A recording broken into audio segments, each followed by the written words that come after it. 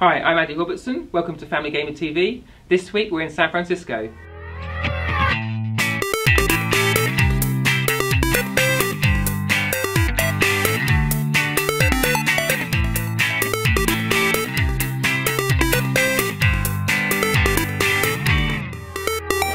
I'm here to look at a game, Skylanders, Spyro's Adventures, and I'll be talking about that in a bit. But I'm also here with a friend, Tobi. Now we're going to be joining his family as they make a journey into video games, just like we are with Tim's. So Tobi, what is it that's made you want to get into gaming, or at least give it a go?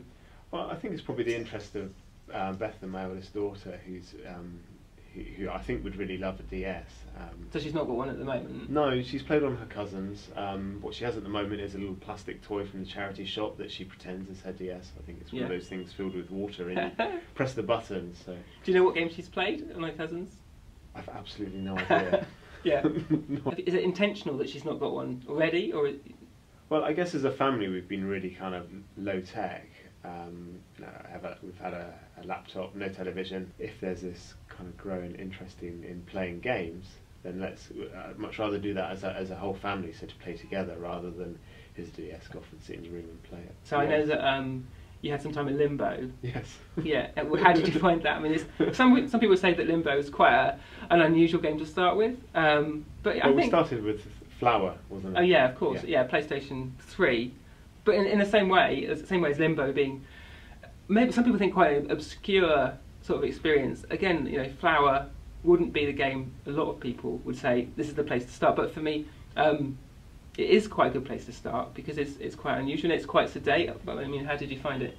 Playing Flower was really good. Having never held a console, I mean, they're covered in buttons and I've absolutely no idea what any of them do. So just to be able to kind of tip this thing and fly and just get used to this experience of watching something on a screen, holding a thing in my hand and actually controlling something. That's okay, I use a mouse quite a lot, but it's just it feels quite alien at the moment to sort of hold this thing. We played Limbo as well, which was an interesting experience with its kind of macabre gruesomeness. Yeah. But was that something? Did that put you off? Because I mean, I think a lot of people who don't play games, that's one of the reasons. I don't think the kind of gruesomeness put me off. I think it was just, again, it felt a relatively straightforward game to play, but it took me a while to figure out that I could pull and move things other than just kind of run and jump. And I did keep landing in the kind of big lion trap things, which was, I don't know, after about the 50th time you're flinching and hand over the controllers to see how it was done. Yeah, I mean, I was watching you play. It's as uncomfortable to watch as you see, you see the little boy walking up to the trap and like, has he seen it? Is he going to jump? Now, but today we played Skylanders Adventures. Yes. But there it's quite a heavy-handed introduction. Was that better for you? I must say, we watched the demo of Spyro's Adventures, and it just looked like chaos on a screen. I had absolutely no idea what was going on, and that experience compared to playing Limbo and Flower was very different. So there's some wisdom there in the games I've chosen to start you on. So a lot of people would choose like a more casual game, and Skylanders Adventures, as we can sort of talk about more, is that's what it's aiming at. But often, as an adult coming to a game, you want an experience that's a lot less cluttered, so you can sort of see the woods for the trees and sort of understand why it might be interesting. Now, I know one game that you quite like the idea of is the Kinect Fun Labs game, where you hold up anything, where you hold up a toy and it scans it in, and then you can play with it with the controller. What is it about that? Do you think that would be good for your girls? I think there's something magical about taking one of your objects in your house, a toy or a teddy, and then somehow it appears on the screen. It's on television, and you can make it move, jump, wriggle. Just by moving. I mean, that's a bit like the Spyro game. Obviously, the Spyro is not a Kinect game, so you're controlling it with a controller. And if I knew what to do with a controller, those buttons. Because Tim was saying how for him it was weird having Kinect, like you didn't have a controller. Yeah, well, I think I'm the opposite. So having a controller, I'm faced with, I don't know, a dozen buttons, if not more, joysticks. I've no idea what to do. So the idea of being able to play games without a controller is really quite. I like that idea. So let's talk about some new games now. Now I'm going to go to the 3DS. Are you happy there? I've heard of a 3DS. A lot of people think that, oh, this is just a DS that's got a 3D screen. You don't have to wear glasses on it. Yeah, no glasses as well. So, and they've really pushed that message. So the fact that you're aware that you don't need glasses and that it's got this screen is the fact that Nintendo really have sort of hung their hat on the fact that this is a 3D gaming console, and that is a great feature. But there's lots more going for it besides, and that's what they're starting to do now, is to flesh out with a wider range of games. First of these on the 3DS is a game, Super Mario Land 3D. Have you heard of Super Mario or Mario Brothers? Mario Brothers, Mario Kart. Yeah, well, yeah. So similar. Now there's a difference there. So Super Mario Brothers, Super Mario Brothers is a platform game. So you're running from left to right, and you're hitting blocks, collecting things, killing tortoises or Koopas, if you know their names. And obviously, but Mario Kart is a racing game. But Mario Kart's coming out as well, which is Mario Kart 7 for the 3DS.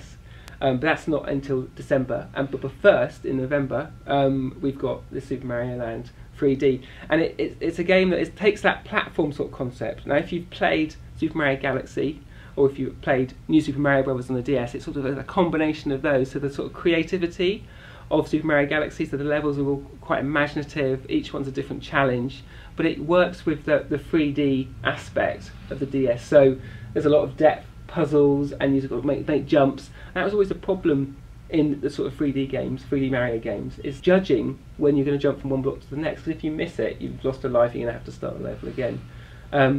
So I'm really looking forward to that, and I'm really looking forward to Mario Kart introducing some new things like the ability to fly. So when you take a jump, your kart sprouts hang loader wings, and you can use the DS cameras to guide it down. Yeah, so I think with those two games we're going to see.